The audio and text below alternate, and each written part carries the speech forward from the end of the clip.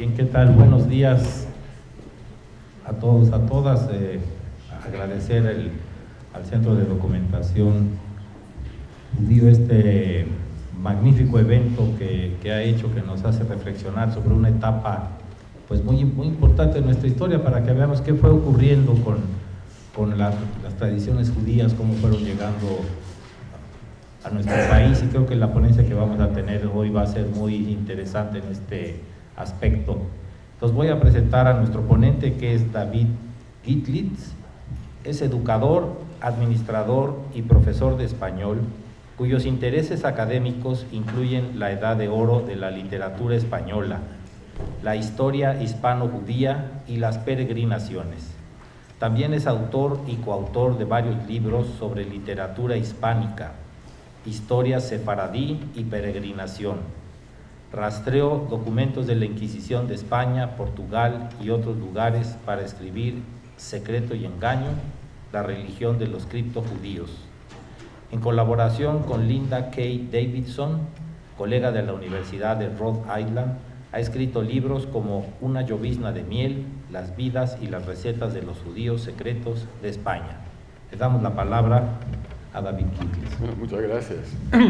¿Ustedes me pueden oír bien? Sí. En el momento que no levanten la mano y empiezo a gritar.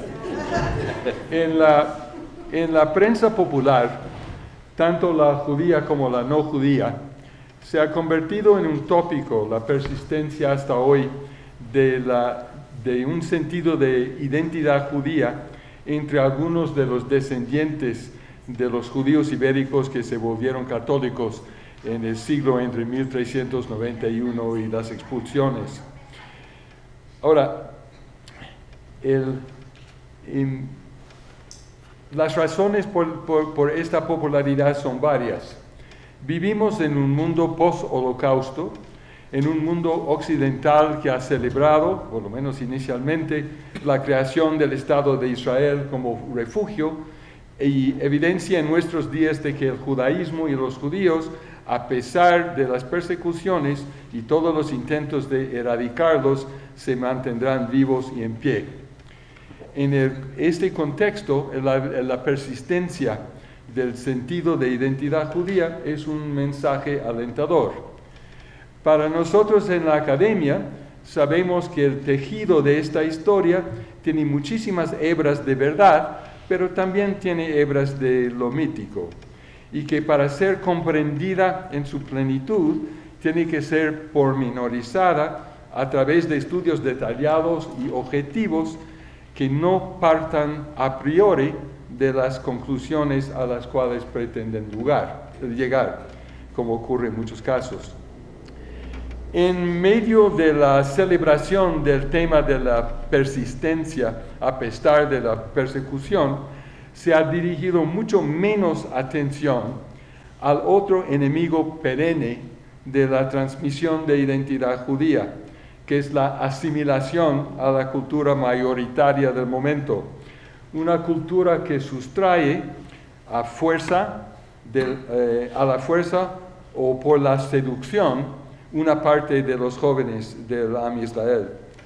Los pocos estudios que han profundizado en el tema de la asimilación, como por ejemplo el de Silvia Hamui, hace como 12 años, los identificadores de los judaizantes, se enfocan con mucha profundidad en las complejidades existenciales de las comunidades conversas judaizantes en las grandes ciudades como México, en el medio siglo entre 1590 y 1640. Pero pocas veces se formulan preguntas como las que sigue. ¿En qué momento, sujeto a cuáles factores, bajo cuáles estímulos, decide un padre o una madre no transmitir el sentido de identidad judía a sus hijos? Mis estudiantes recientes sobre unas familias conversas en México en el segundo tercio del siglo XVI, y no en la capital, sino en los pequeños pueblos mineros de México, pusieron estas preguntas para mí en primer plano. De los conversos que parecen haberse sentido judíos, que llegaron a México en el siglo XVI, casi todos de abuelos que escogieron el exilio sobre la conversión y de padres portugueses que fueron convertidos a la fuerza, una minoría decidió buscar sus fortunas en las reales de Minas. A diferencia de los que se agregaron en la Ciudad de México hacia el final de ese siglo, en algo como un gran minyan informal, estos otros vivían en cierto aislamiento. También a diferencia de los conversos judaizantes de la Ciudad de México, muy pocos de este grupo parecen haber transmitido su sentido de identidad judía a sus hijos. Para explorar las posibles razones del porqué y tomando en cuenta los límites impuestos por los congresos académicos, pondré de ejemplo por el momento una sola familia, la de Gabriel de Castellanos,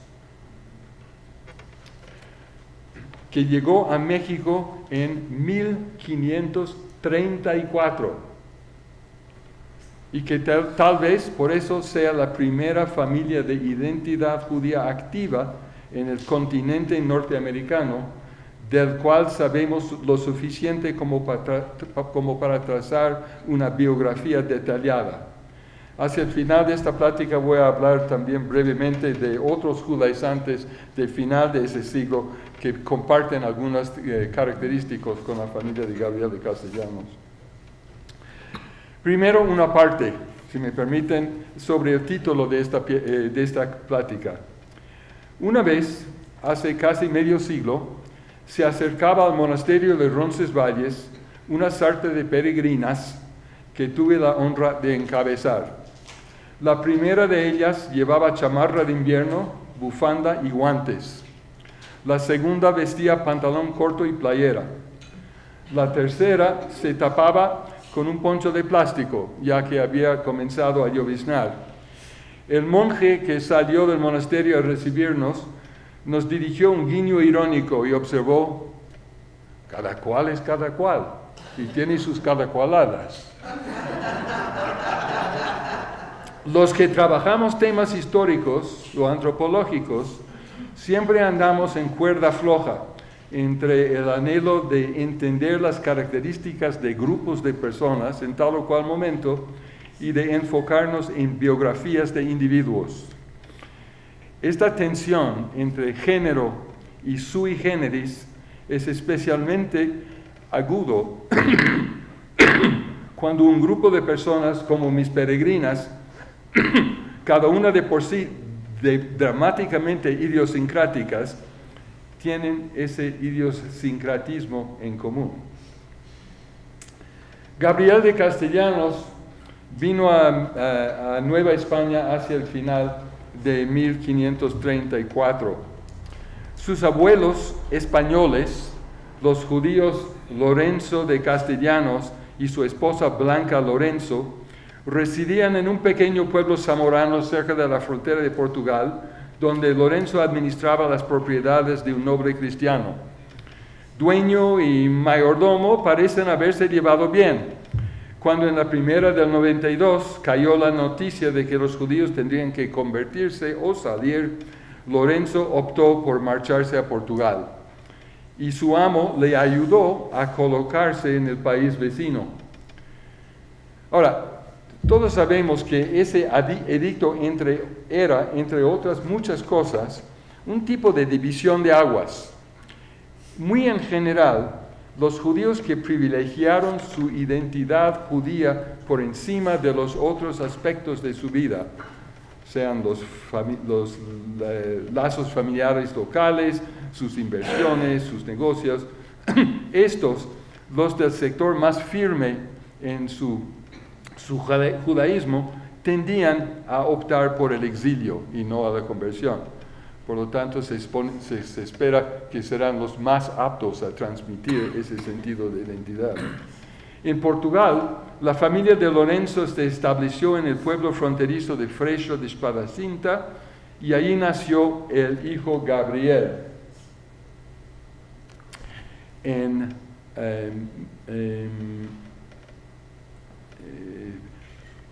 Cuando el rey portugués mandó en el 97 que todos los judíos de su reino se convirtieran o salieran del país, el jovencito Gabriel de Castellanos fue bautizado a la fuerza, junto con el resto de su familia.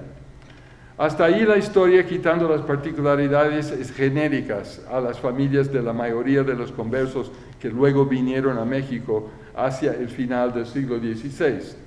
Abuelos españoles judíos, padres portugueses conversos, sentido de identidad criptojudíos.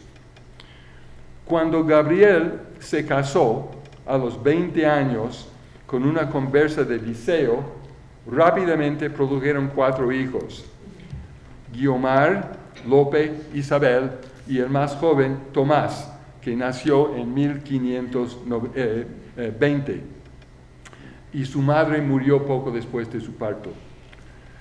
Luego de la muerte de su esposa, Gabriel se enamoró de una joven llamada Blanca Ramírez. Ella no parece haber sido conversa, aunque parece haber conocido algo de las prácticas judías por haber convivido con los conversos recién venidos a su pueblo en Portugal. El otro inconveniente con Blanca era que ya estaba casada. Su marido, como era de esperar, se opuso a los amores de su esposa, lo que Gabriel solucionó por largarse con ella, ya encinta, llevando con él 3 de los 4 hijos de él, Guiomar, Isabel y Tomás. Se establecieron en Jarandilla de la Vera, cerca de Cáceres, a pesar de haber Inquisición en España y todavía no en Portugal.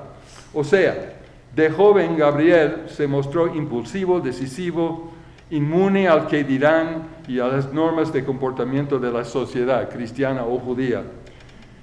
El hijo mayor de Gabriel, Lope, no fue con ellos a España, porque ya de edad e inconforme con las costumbres judaizantes de su padre, Lope había entrado en religiones, como fraile dominico. Cada cual es cada cual.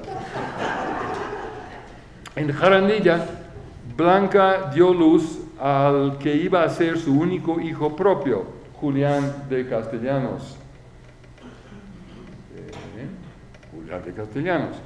Ella afirmaba, a contrario de lo que insistían sus hijastros, que el padre del niño fue Gabriel y no su marido abandonado. En Jarandilla, Gabriel instruía a Blanca en cuanto podía en los ritmos de mantener un hogar judío, o sea, a ser judaizante sin ser judía.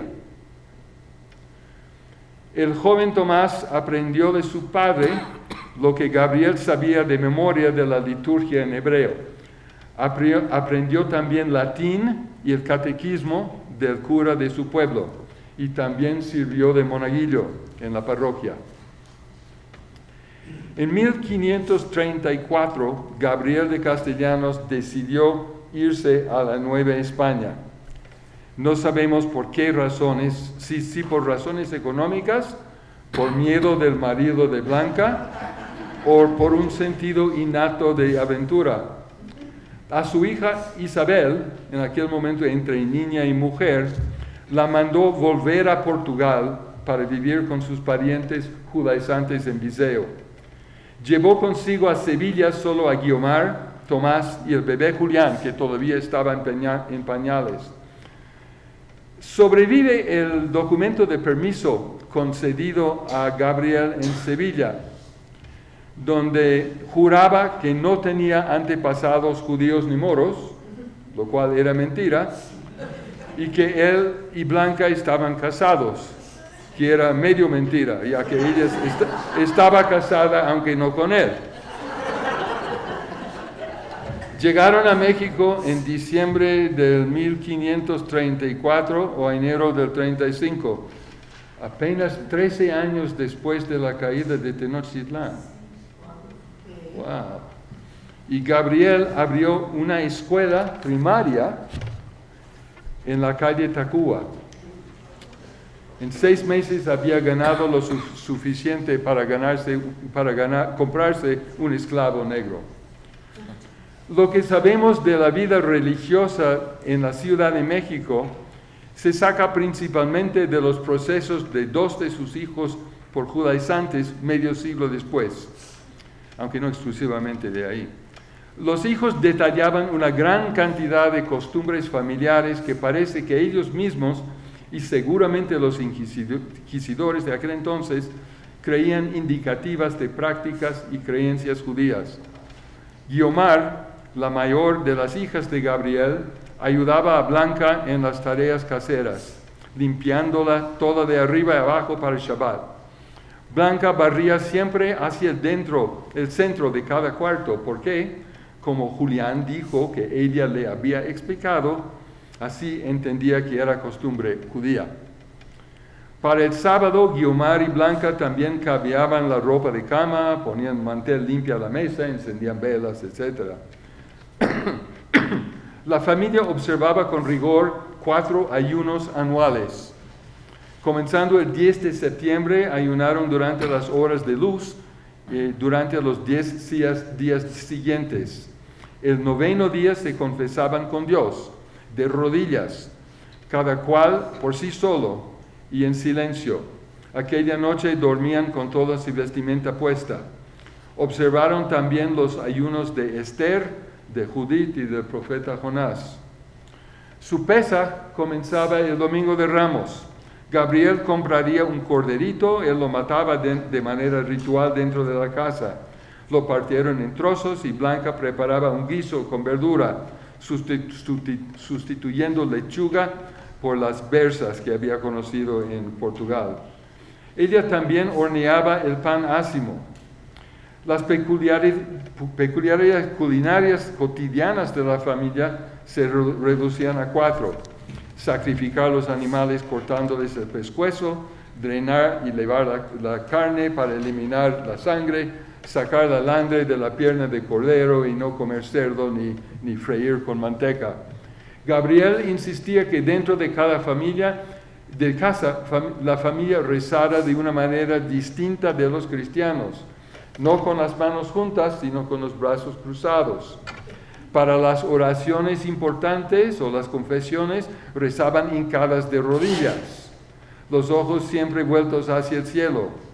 En las obligatorias rezos cristianos evitaban pronunciar los nombres Jesús o María.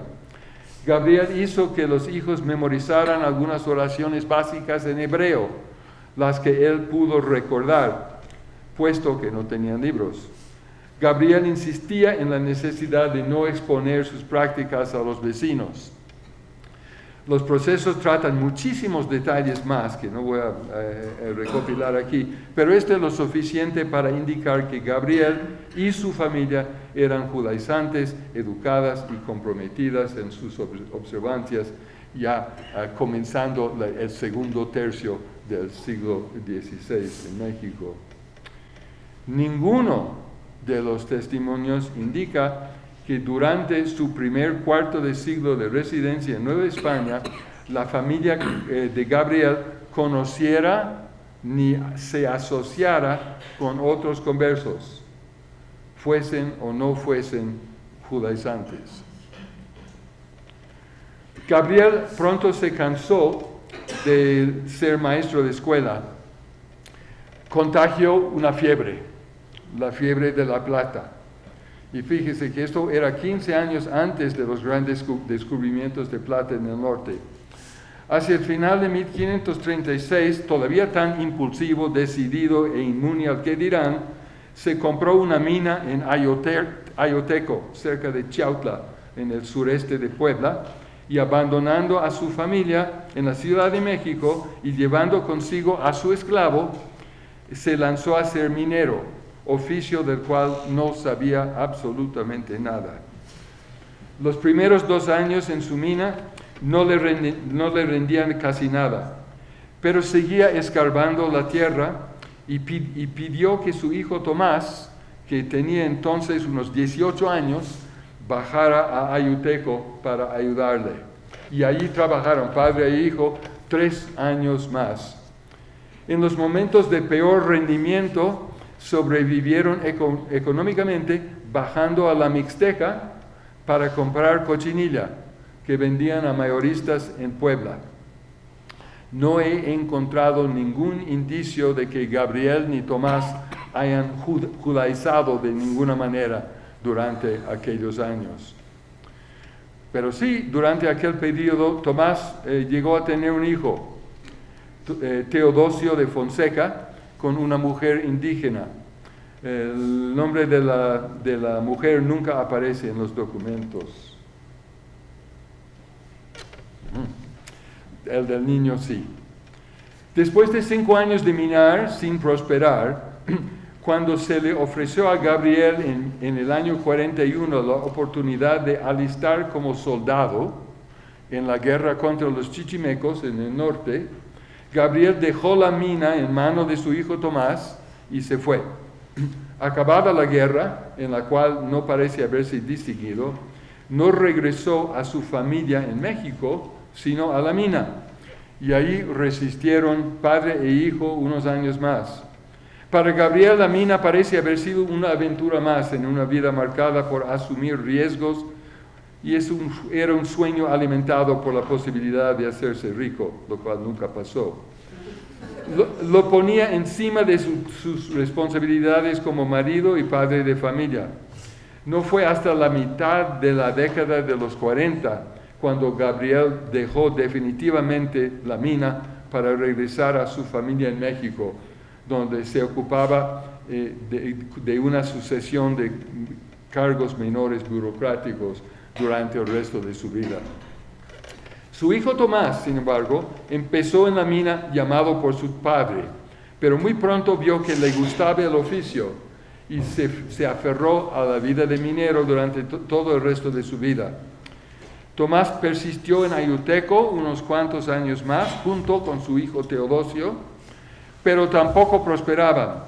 Cuando llegaron las noticias de los descubrimientos ricos en Pachuca, se fue allá, dejando a Teodosio en Ayuteco con su mamá. En 2 o 3 años de buscar por Pachuca, tampoco no encontró nada que le valiera la pena. Y nuevas noticias de bonanzas en el extremo noreste de Michoacán le indujeron a subir a Tlalpujahua, donde Tomás sí encontró una beta medianamente rica y la trabajaba durante los próximos 38 años, hasta que la Inquisición se presentó para tomarle preso en 1590.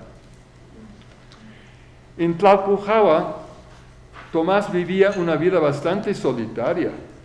Peleaba con sus vecinos sobre derechos de agua, pero no parece haberse hecho amigos entre ellos. Los primeros años, anterior a la venida a México del grupo portugués de las décadas 70 y 80, no tenía a nadie con quien conversar sobre cosas judías, con la excepción de un sobrino recién venido de España, del cual hablaremos en un momento, que le vino a visitar en el año 64.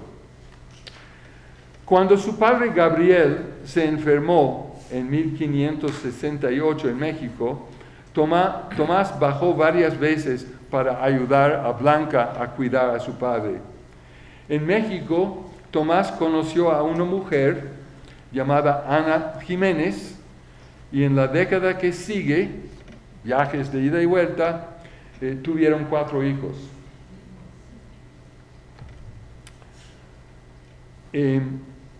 2 mujeres, Beatriz y Ana, y 2 muchachos, Lope y Gabriel. Tomás y Ana Jiménez no se casaron, y la mamá y los 4 niños vivieron con un cuñado de Ana en México, mientras Tomás trabajaba en Tlalpujahua. Nunca hicieron vida maritable, como dicen en aquel entonces. Por varias razones, no tengo tiempo, no es factible que ella haya sido conversa, ni mucho menos. Tan pronto como los 2 muchachos llegaron a la edad de poder ayudarle en la mina, Tomás les llevó a Tlalpujahua. También trajo a su hijo Teodosio de Ayoteco, ya todo un hombre. Y cuando Tomás fue arrestado en 1590 en Tlalpujahua, y luego por segunda vez, 6 años más tarde, los inquisidores dejaron en manos de estos hijos la responsabilidad de mantener la producción de plata en la mina. Los 2 procesos de Tomás de Fonseca, acumulados a lo largo de los 12 años que fue huésped del Santo Oficio, a pesar de su insistencia de que era buen cristiano, no deja ninguna duda de la profundidad de su concepto de sí mismo como judío, ni de sus conocimientos de la Biblia, ni de su interés en las diferencias filosóficas y teológicas entre el judaísmo y el catolicismo. Durante los largos años de su aislamiento en las montañas de Tlalpujahua, había mantenido fuertes sus convicciones religiosas, siendo su apoyo principal su biblioteca extensa de por lo menos 11 libros. Esto es más de lo que tenía Luis de Carvajal, por ejemplo. Era una biblioteca muy grande para la época. Según la lista de sus pertenencias secuestradas en su casa en Tlalpujahua. Entre ellos había una Biblia judía en latín, la gramática de Antonio de Nebrija y varios testimonios de sus amigos. Varios testimonios de sus amigos indicaban que Tomás también leía con frecuencia en El símbolo de la fe de Fray Luis de Granada y El espejo de consolación de Fray Juan de Dueñas, 2 de los libros más populares entre los judaizantes mexicanos hacia el final de ese siglo.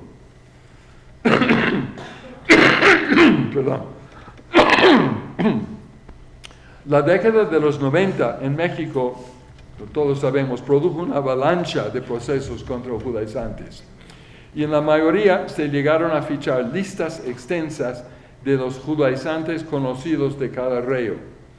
En todas estas denuncias, ni una sola vez se levantaba una voz contra los 5 hijos de Tomás de Fonseca.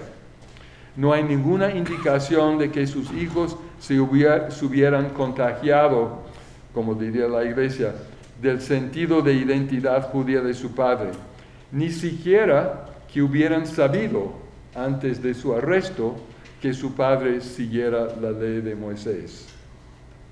La evidencia, la que abunda y la que falta, parece sugerir que Tomás de Fonseca, de abuelos judíos, de padres anusim, convertidos a la fuerza, y judaizantes durante toda su vida, y judaizantes también él, incluso en su aislamiento en las montañas de Tlalpujahua, decidió conscientemente o solamente por falta de acciones proactivas, decidió romper la cadena de transmisión de su cultura ancestral. Bueno, ¿y qué de los hermanos de Tomás de Fonseca? Lope, pues ya sabemos que se hizo fraile. Su hermana mayor, Guiomar de Fonseca, tenía unos 25 años cuando llegó a México en 1534, una edad que era muy tarde para no haberse casado. Gabriel pidió a uno de sus nuevos amigos que se hiciera cargo de buscarle marido, y el amigo escogió a Antonio Pérez, un herrero y hombre de negocios.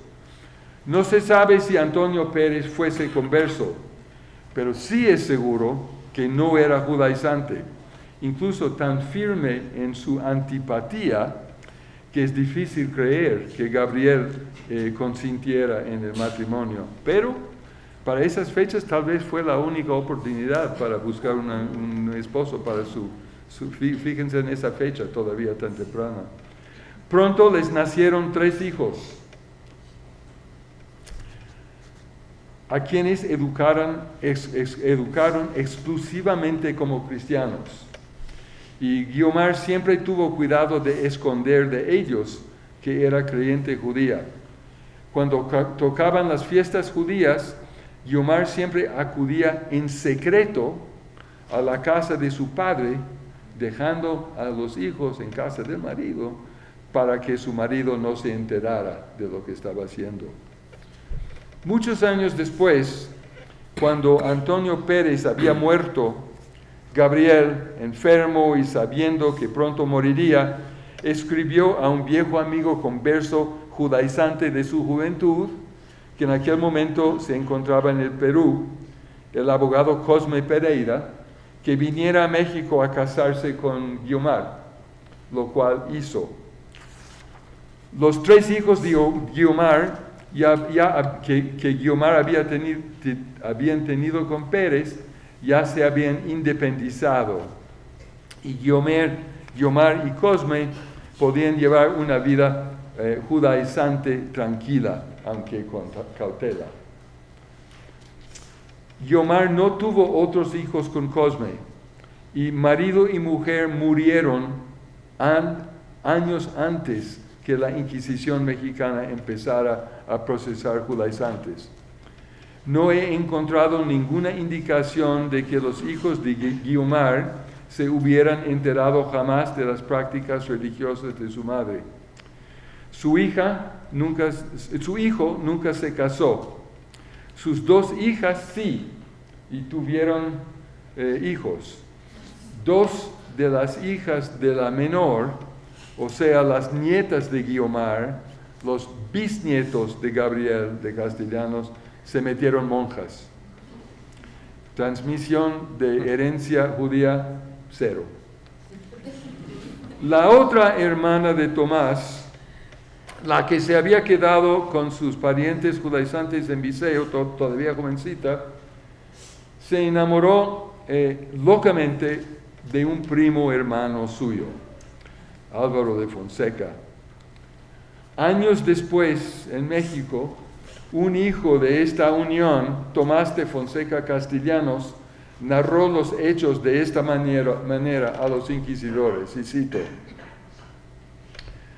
para decir ahora de vergüenza lo que hasta ahora no se ha atrevido, es que su madre de Isabel de Fonseca, natural de Viseo, le dijo a siendo de la edad de 12 o 11 años, que dejase la ley de Jesucristo, la cual tenía y creía hasta entonces, y no la guardase porque no se podía salvar en ella, y pasase a la ley de Jusés.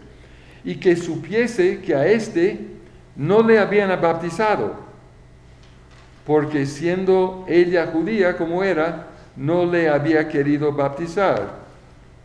Y le había ocultado por no estar casada con su padre de que era su primo hermano, y que no hubo entre los dichos sus padres cohabitación pública, por miedo no les castigasen por incesto.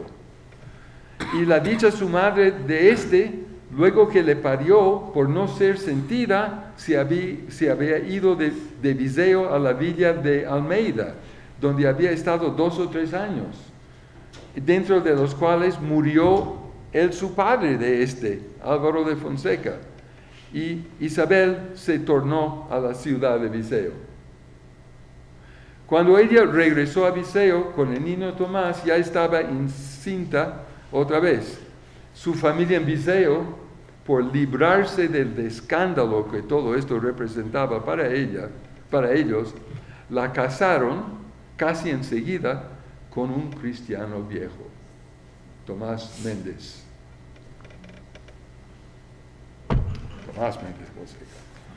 Sin embargo, Isabel educaba a su hijo Tomás secretamente como judaizante.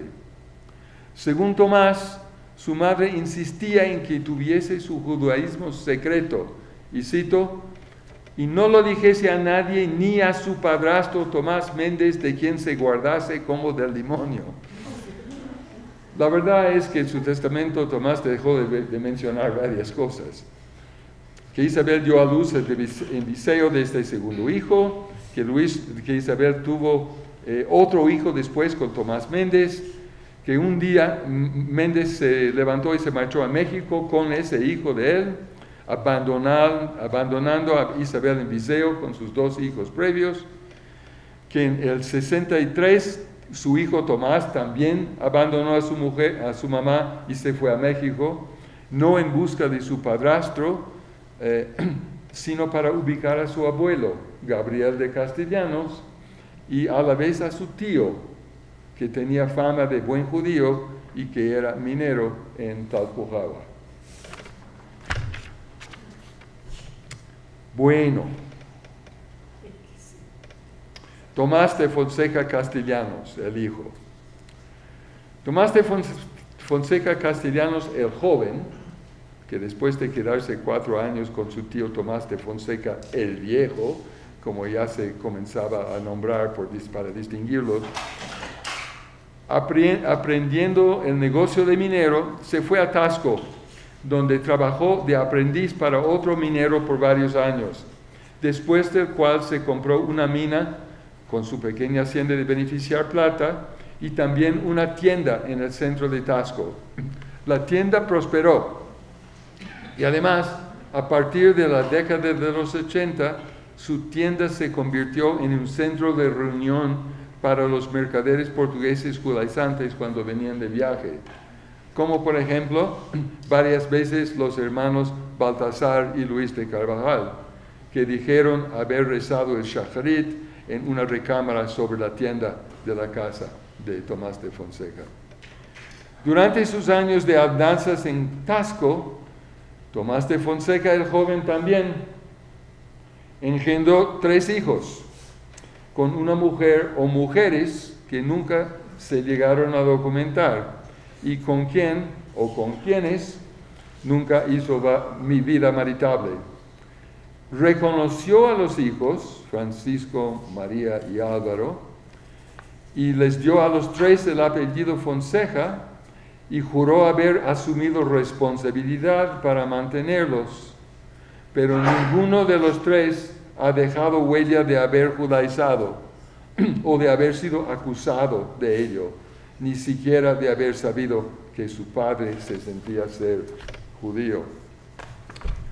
Bueno, nos falta Julián, el otro hijo, el hijo de Blanca y posiblemente de Gabriel. En una familia de personas fuertes de carácter, impulsivos y decididos, Julián era débil. Como era su costumbre, Gabriel le informó cuando tenía 11 años de que la familia no era católica sino judía.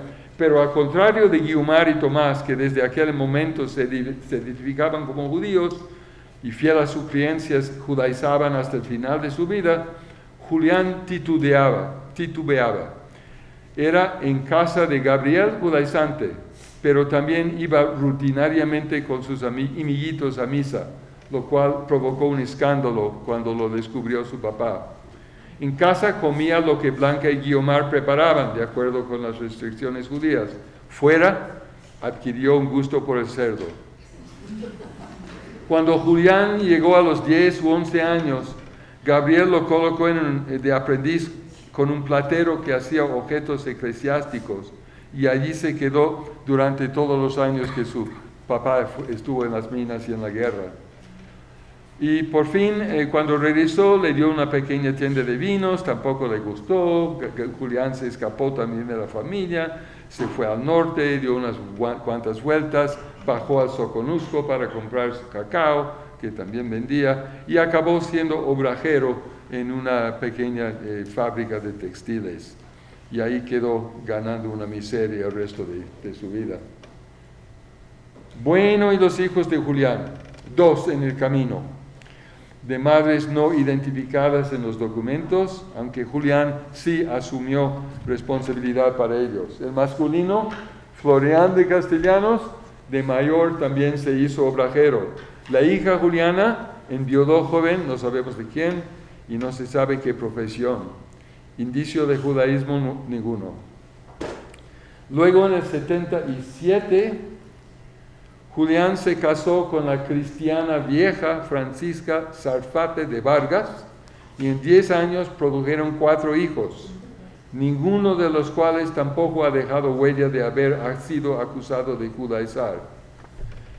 En el año 90 la Inquisición le metió preso a Julián, que confesó que aunque ahora era fiel cristiano, anteriormente había judaizado. Detalló las prácticas judaizantes de su familia y de muchos otros miembros de la comunidad conversa judaizante de la capital. Luego retrajo su confesión, pero los detalles corroborados por testimonios de muchos otros parecen ser confiables. Bueno, brevemente voy a mencionar una segunda familia que se compone de 4 hijos: Héctor de Fonseca, Jorge de Almeida, Francisco y Miguel Hernández. Todos 4 vinieron a México, aunque no juntos. Todos 4 son interesantes y uno de ellos, Jorge de Almeida, el que se casó con Leonor de Andrada, una de las hermanas de Luis de Carvajal, juega un papel importante en la historia judía de México. Pero como el matrimonio con Leonor no produjo hijos y sus 2 hermanos menores regresaron bastante pronto a Europa, por lo que viene al caso aquí, vamos a dirigir nuestra atención únicamente a Héctor. Su padre, Antonio Fernández de Almeida, era administrador de un castillo en la raya de Portugal. En Almeida, Héctor aprendió latín, sirvió de paje un par de años en el castillo. En la década de los 60, con la intensificación de la actividad inquisitorial, la familia, como muchas, cruzó la frontera y estableció residencia en un pueblecito de la provincia de Salamanca. En el 71 decidieron abandonar la península de una vez. Sus padres llevaron a Héctor a México. Tenía entonces 23 años. Los 3 hermanos, en cambio, se fueron a Ferrara, donde vivían abiertamente como judíos. El más enérgico de ellos, Jorge de Almeida, que no se llevó muy bien con nosotros dos, prosperó en sus negocios. En México, Héctor pronto abandonó la capital para buscar su fortuna en las reales de Minas del Norte y peregrinó mucho, Mazapil, Zacatecas, Tlalpujahua, donde no parece haberse encontrado con Tomás de Fonseca el Viejo. Su poco éxito le llevó a dirigirse hacia el sur y se quedó definitivamente en los reales de Taxco, donde encontró 2 vetas, una de plata y otra de plomo. Encontró también una mujer no identificada con quien tuvo una hija. No he podido encontrar ninguna evidencia de sus actividades religiosas, ni judías ni cristianas, durante sus primeros 12 años en México. Pero en el 83, cuando la comunidad portuguesa judaizante se había crecido y afincado en la Ciudad de México, durante una visita, Héctor conoció a algunos de ellos que lo presentaron a otros de ellos que tenían conexiones dentro de la comunidad. Y todos regañaron a Héctor por su falta de atención a su herencia judía y por haber cristianizado durante tantos años de aislamiento en las minas. En conversaciones con estos 3 hombres y otros por espacio de varios años, Héctor vacilaba entre cuál de las 2 religiones le serviría para asegurar la salvación de su alma. Judaizaba con sus amigos, pero acudía con entusiasmo a misa. Y en sus idas y venidas entre Taxco y México, paraba en el monasterio de Malinalco para fortalecer sus inclinaciones cristianas con los frailes agustinos. En uno de sus momentos de este vaivén, se casó con una cristiana vieja que había conocido en Taxco, Juana López de la Torre. Ella no solamente estaba consciente de que su marido Héctor judaizaba con sus amigos, sino se lo echaba en cara, cada 2 por 3.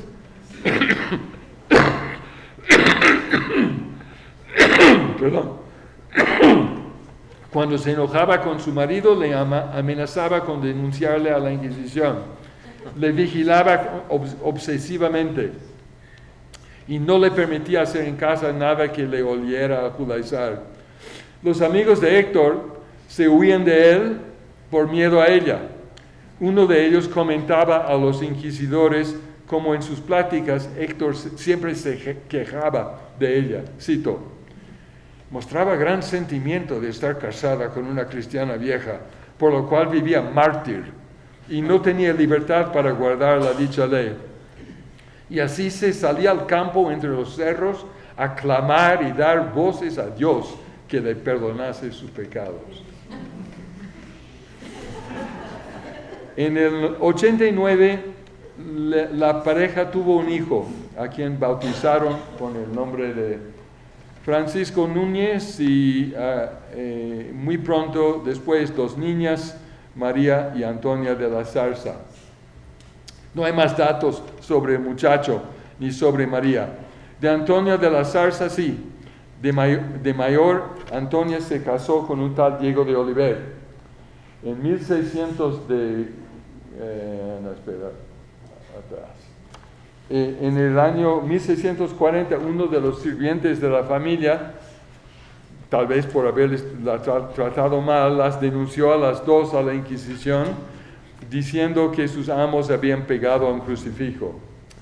A petición de los inquisidores, su comisario en Tasco entrevistó una media docena de vecinos de la pareja, que decían que eran sospechosas porque el dueño de la casa es extranjero y sabe mucho de escritura, y la mujer es hija de Héctor de Fonseca, penitenciado por la Santa Inquisición.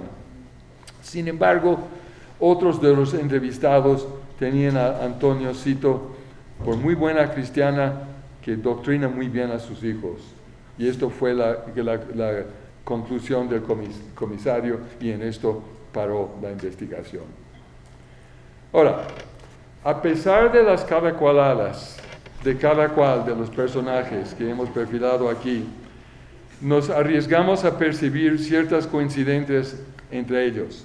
La más grande, la que más nos llama la atención, es que con una sola excepción, ninguno de ellos pareció haber transmitido su sentido de identidad judía a la próxima generación biológica. Por lo menos en cuanto a lo que nos dejan los documentos, ninguno de ellos parece haber hecho una decisión consciente de romper la cadena de transmisión. Lo que emerge es una serie de decisiones, omisiones o postergas hechas a lo largo de sus vidas que servían de obstáculos a la transmisión de la identidad judía. También emergen ciertas semejanzas de carácter entre ellos. Primero, con la excepción de Julián y tal vez de Héctor, todos parecen haber sido de carácter muy fuerte, seguros de sí mismos, resueltos, decididos, impulsivos, sin miedo de emprender experiencias nuevas. También eran egoístas, prefiriendo alzar sus deseos sexuales o económicos sobre el bienestar de la pequeña comunidad familiar a la cual pertenecían. Largarse con la mujer de otro, enlazarse sexualmente con un primo hermano, dar la espalda a la familia, abandonar a mejores hijos para buscar fortuna en las minas, etc. La mayoría de ellos, y aquí me refiero a Gabriel de Castellanos, Tomás de Fonseca el Viejo, y Héctor e Isabel, y de menor escala al hijo Tomás de Fonseca el Joven, no parecen haber tenido mucho miedo al que dirán, con la excepción, claro está, de la preocupación de guardar el secreto de sus ideas religiosas. En cuanto a su sentido de identidad judía, también exhiben muchos parecidos. De jóvenes, todos embebían la cultura religiosa de sus padres y madres recién salidos de España. Para la época y las circunstancias, todos se habían asimilado un repertorio de costumbres, piedras de toque, creían fundamentales a su sentido de sí mismos como hijos de Israel. De acuerdo con la cultura religiosa cristiana, en la cual también estaban sumergidas desde su nacimiento, creían que la práctica de estas costumbres judaizantes les aseguraban la salvación de sus almas individuales. Casi todos ellos, con la excepción de Julián, y durante una fase de su vida Héctor de Fonseca, eran firmes en su sentido de identidad judía. Pero, y este sí parece ser el pero que vale, de mayores todos decidían separarse geográficamente de la masa de la comunidad conversa en la Ciudad de México. Esas agregaciones familiares y de amigos que se han hablado tanto en este congreso, residentes y forasteros, de personas cuyo sentido de identidad parecía al suyo, personas que sentían la necesidad de reunirse periódicamente para dar voz común a su anhelo de sentirse judíos y en comunidad judía. No se trata de un minyan, ya que el concepto de ese requisito de origen talmúdico, que yo sepa, no parece haber figurado en el repertorio de conocimientos judíos de los conversos de segunda generación en adelante aquí. Pero funcionaba antropológicamente de manera parecida. Aseguraba que el individuo no estuviera solo, que formara parte de un grupo al cual debía cierta responsabilidad y que a la vez le exigiera cumplir con ciertas normas de comportamiento. En aquellos años de finales del siglo XVI, esa comunidad amorfa y flotante funcionaba de esa manera en la Ciudad de México. Para la gente que vivía sola o en grupos relativamente aisladas, su participación en las reuniones semanales de Shabbat, en las convivencias, en las fiestas religiosas de los ayunos principales, en las bodas y nacimientos y entierros, era solo esporádica y no rutinaria. Una de las consecuencias era que la comunidad, qua comunidad, ejercía menos presión social sobre ellos, disminuía la fuerza moral de la comunidad contrapeso a las inclinaciones idiosincráticas de los que vivían alejadas. Y esto tuvo un impacto en su elección de pareja. De los hombres que hemos perfilado aquí, solo Gabriel era converso de segunda generación. Su esposa también lo era.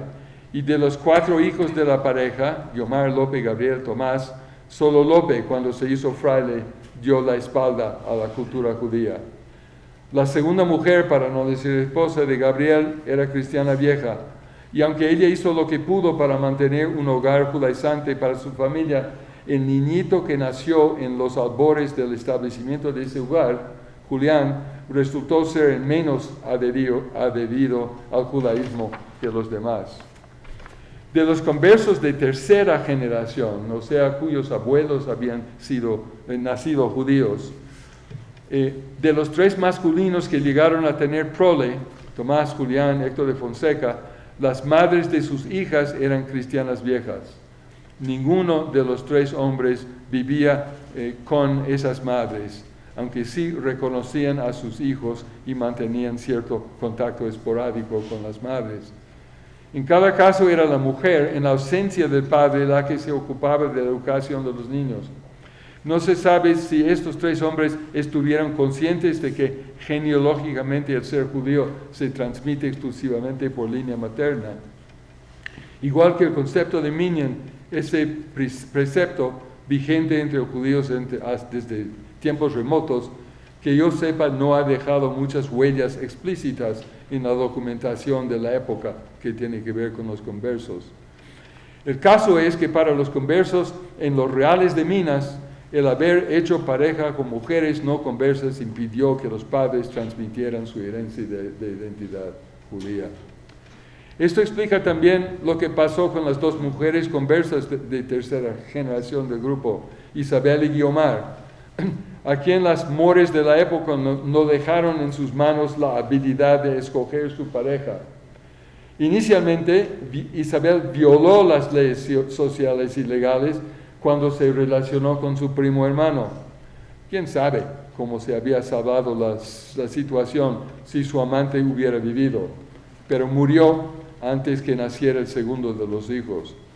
Los familiares de Isabel, queriendo alejar a la desgraciada Isabel lo más lejos posible de la familia, la casaron con un cristiano viejo que insistió que la educación de estos hijos y del tercero que luego tuvo con él, Isabel, salieran cristianos.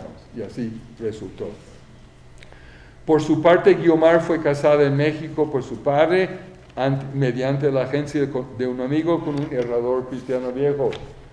Para mediados de los años 30 tal vez fuera la única posible opción. Los hijos de Guiomar también salieron cristianos y cuando grandes seguían firmes en su religión cristiana. Cuando Guiomar enviudó y fue casada con un portugués converso, judaizante, docto en materia judía, tenían que esconder sus prácticas de sus hijos de ella y no tuvieron hijos propios. A fin de cuentas, cada cual hizo sus calacualadas y tuvo que vivir con las consecuencias. El saldo, Gabriel de Castellanos, converso de segunda generación, judaizante. 4 de sus 5 hijos, conversos de tercera generación, judaizantes. De sus 14 nietos, conversos de cuarta generación, solo uno, Tomás de Fonseca Castellanos, se identificaba como judío. En 13 de los 14 casos, la cadena de transmisión de identidad judía parece haberse quedado roto. Bueno, de los conversos que hemos conversado aquí, los de tercera y cuarta generación, solo 4 llegaron a ver la luz del nuevo siglo. Julián de Castellanos, después de haber retraído su confesión, fue puesto en libertad. Tomás de Fonseca Castellanos, uno de los más firmes, centro de actividad judía en Tasco, fue ejecutado en el auto de fe del 25 de marzo de 1601. Héctor de Fonseca, después de internado 2 veces en el hospital de Bubas por su sífilis, fue remandado a la cárcel perpetua y cuando llegó el perdón general en el verano de 1604, salió para España. Y Tomás de Fonseca el Viejo, el jovencito que a los 14 años había venido a España con sus padres en 1534, murió tranquilamente en febrero de 1602 en el hospital de convalecientes, todavía preso de la Inquisición. Fue enterrado en la iglesia de San Hipólito, allá al lado de la Alameda, en un nicho ubicado 1 metro a la izquierda de la puerta. No parece haber quedado ningún indicio físico de ese nicho. Gracias.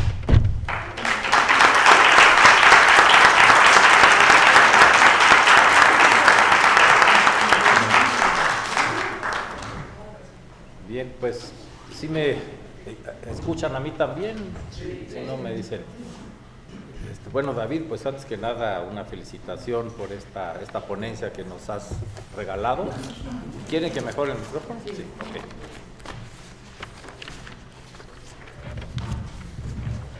Bien, David, te comentaba que te damos las gracias, yo creo que todos por esta ponencia que nos has obsequiado esta mañana. He de decir que yo al principio me preocupé mucho porque no es mi tema propiamente el criptojudaísmo, sino la discriminación, los derechos humanos, la diversidad religiosa que debemos construir en nuestro país. Cuando vi el término eso de cadacualadas, dije, no, pues sí, esos criptojudíos tienen conceptos muy complicados, pero ya entendí muy bien. Ya entendí muy bien qué es eso de las cadacualadas. Y que además creo que viene mucho al caso para como abrir y situar el tema de lo que nos hace como planteamiento, es decir, estamos con la idea del holocausto, ¿verdad? La era post-holocausto, que por cierto, pues estamos por conmemorar en México el próximo lunes 28 de parte del Estado mexicano, pues vamos a sumarnos a esta iniciativa de la ONU siempre para estar recordando el holocausto. Pero esta manera de cómo se fue diluyendo el judaísmo por esta intolerancia religiosa tan tremenda que se dio en España, con la idea esta de la Inquisición que reprime y que asusta, pues fue haciendo que poco a poco, pues a lo mejor sin hacer un holocausto masivo y que fuera muy violento, pero que poco a poco pues la gente tuviera que ir decidiendo de ir dejando esta religión. ¿no? Entonces creo que es una lección muy, muy interesante, pues, esta reflexión de la comparación, porque se fue perdiendo, pues, uno por el holocausto que fue tan violento, pero también por esto que llamas la asimilación, ¿no? O sea, como los judíos ya enfrentados a realidades diferentes, a una dispersión en un entorno hostil, amenazante, pues, y más en el aislamiento, que es el caso de las familias que estudias, que pues se fue a un pobre, ya me imagino, judío minero a Tlalpujahua solo, pues como que es más complicado seguir con esta vida comunitaria y demás, ¿no? Entonces creo que por eso es una ponencia muy interesante esta historia, que nos permite ver cómo, desgraciadamente, pues a nosotros los mexicanos y mexicanas, pues nos debe hacer reflexionar sobre el país que fuimos construyendo y que queremos modificar, ¿no? Ciertamente venimos, todos lo sabemos, pues de esta España intolerante, que en vez de haber asimilado los reyes católicos Isabel y Fernando, de haber vivido varios siglos de diversidad religiosa, de tal vez sí un dominio de los musulmanes, de los moros, pero que permitían la presencia de los cristianos y los judíos, en cuanto ellos llegan al poder, pues casi que lo primero que hacen es la intolerancia y la expulsión de los moros famosos, y pues los judíos que no tienen nada que ver, pues también, ¿no? Y esta dispersión. Entonces, ¿cómo? Pues eso nos viene a nosotros, a México, viene con esa idea de la intolerancia, de solidificar un país basado en lo homogéneo, ¿no? En que solo puede haber una concepción religiosa y lo otro se rechaza, ¿no? Entonces creo que pues esos siempre son conceptos que tenemos, pero cuando uno va viendo esta historia fascinante de las familias, de repente ya no sabía, cuando la estuve leyendo antes, y estaba leyendo a Gabriel García Márquez, con todos estos personajes de historia, que tenía uno que hacer la cuenta quién era esposa de quién. Qué bueno que nos lo fuiste aclarando aquí, ¿verdad? Porque iba viendo toda esta historia, pero pues sí, cómo fue el tránsito que tuvieron que hacer para adaptarse a este país, para sobrevivir, y cómo a la larga, pues desgraciadamente, pues se fue perdiendo esta riqueza que es la cultura judía, que nos podía haber dado a México desde entonces. Yo digo, he de confesarles que a mí especialmente me identifiqué mucho en el tema, porque yo sé que, bueno, yo soy Ignacio Cuevas de la Garza, es mi segundo apellido, y todos los Garzas y Garcías y todos esos sabemos que el origen es judío, ¿no? ¿Está usted seguro? Pues una tía historiadora sí lo averiguó. Pues allá en el norte. Todas las garzas. Todas las garzas no. Todas las garzas no, ¿verdad? Bueno, no sé, pero el caso es que a lo mejor muchos mexicanos y mexicanas que vivimos actualmente aquí no estamos conscientes que probablemente todos nuestros ancestros en algún momento pudieron haber sido judíos, que tuvieron que dejar su religión en algún momento. Entonces creo, yo lo quiero traer esta ponencia con esta historia tan interesante de estas familias y con el planteamiento para nuestro presente, ¿verdad? Que en México no nos perdamos de esta riqueza de la diversidad, ¿no? Ya hemos construido un país muy, pues creo que sólido en nuestra identidad, o sea, los mexicanos estamos seguros de esto. Ya no requerimos de la religión como un factor identitario, ¿no? O sea, no se necesita ser católico para ser mexicano o mexicana, ya creo que eso es muy claro. Y pese a estos esfuerzos que hubo, porque no solo fue en la Nueva España, después el México del siglo XIX, pues también inició en la Constitución, se puso que la religión de la nación era la católica, sin tolerancia en ninguna otra. Después ciertamente vino la apertura con Benito Juárez a la diversidad, pero aunque hubiera leyes mejores, el proceso después de la Revolución Mexicana fue de hacer otra vez un país homogéneo, o sea, un México que todos fuéramos mestizos, ¿verdad?, hispanohablantes, católicos, del PRI ciertamente, en fin, o sea, como que mientras más homogéneo fuera el país, iba a ser más fuerte para, pues, enfrentar los desafíos y todo, ¿no? Pero creo que nos damos cuenta ahora ya en el siglo XXI, y sobre todo lo que fue pasando, pues que la homogeneidad no es necesariamente lo mejor para un país, que la diversidad nos enriquece. Creo que desgraciadamente los mexicanos nos perdimos mucho de esa riqueza de estas gentes que tuvieron que esconder su fe, ¿verdad? Digo, se entiende, es otra historia, es otra época y demás, por eso el análisis que se hace aquí es muy interesante, pero yo veo que es una lectura que nos puede acercar más, porque es personal, es ya no ver cómo se vio como conceptos o como ideas generales, sino cómo las familias, como personas llegando aquí tuvieron que ir enfrentando.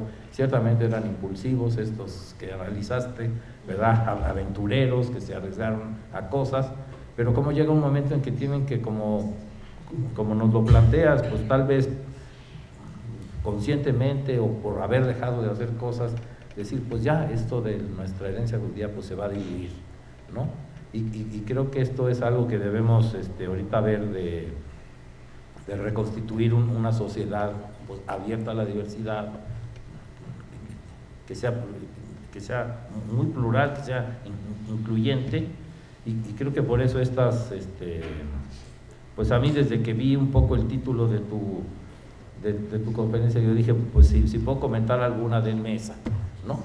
Además, ciertamente la ventaja de tener que comentar una ponencia es que pues la lee uno con más interés, pero creo que la exposición que nos hiciste hoy pues fue muy buena en este sentido, ¿no? Gracias. Sí. Entonces yo creo que es un aporte que nos haces para la sociedad. Me permite una muy pequeño comentario. ¿Sí? Comentario. Sí, cómo no.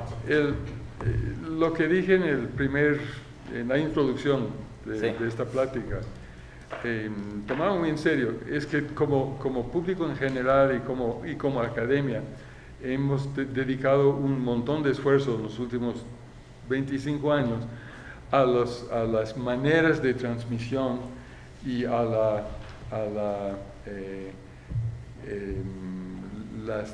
persistencia de las varias corrientes judías entre las personas que llegaron aquí como conversos.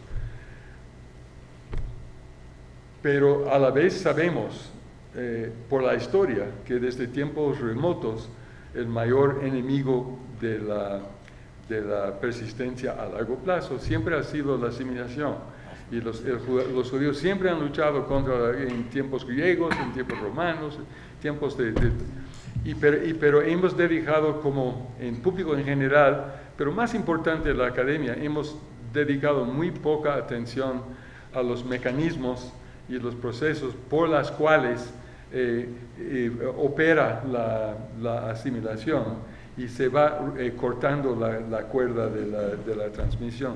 Y era una especie de, poniendo unos ejemplos, lo que intentaba hacer era alentarnos a todos de también dirigir nuestra atención a ese lado del fenómeno.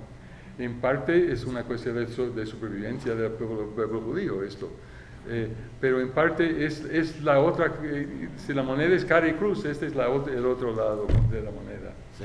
Bueno, con esto ya.